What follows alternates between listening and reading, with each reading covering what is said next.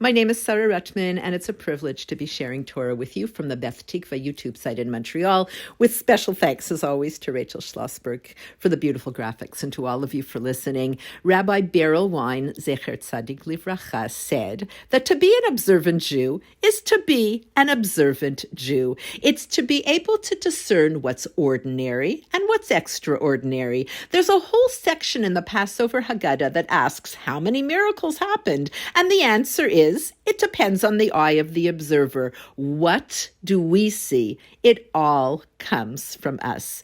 David in Tehillim chapter 68 says, Hashem settles the solitary into a family. He turns strangers into family. One of the gifts of COVID was that through Zoom, Hashem turned people who didn't even know each other into families, into support systems.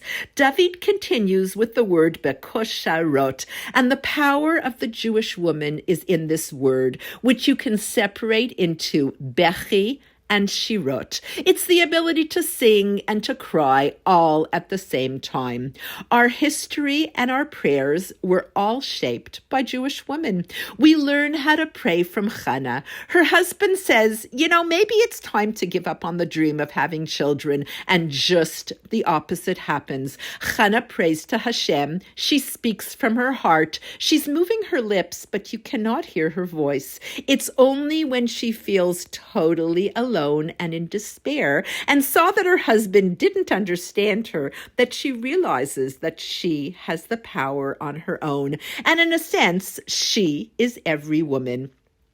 Chana is the Jewish woman with chen, with goodness, with charm, with a hidden tenacity. There is always hope. Rivka was a rose among the thorns. She came from the most dysfunctional family, but when she was asked if she would go with Eliezer, her answer was, I will go. She created the power to climb any mountain. We have the ability to write our own story. That chapter of my life is now over. It was Rivka who saw which of her sons should carry on the tradition of their father, and she told Yaakov to listen to her voice and go get the blessings. It's the word kol again.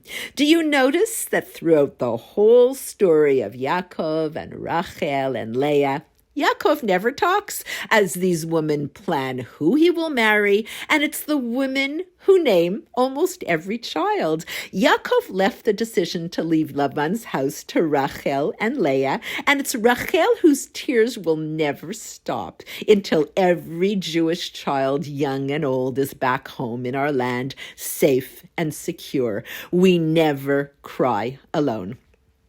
The Torah teaches us to question. It's written in such a way that every story has a twist that's a bit uncomfortable. It makes us think. It makes us look deeper and have the ability to say, I never saw that.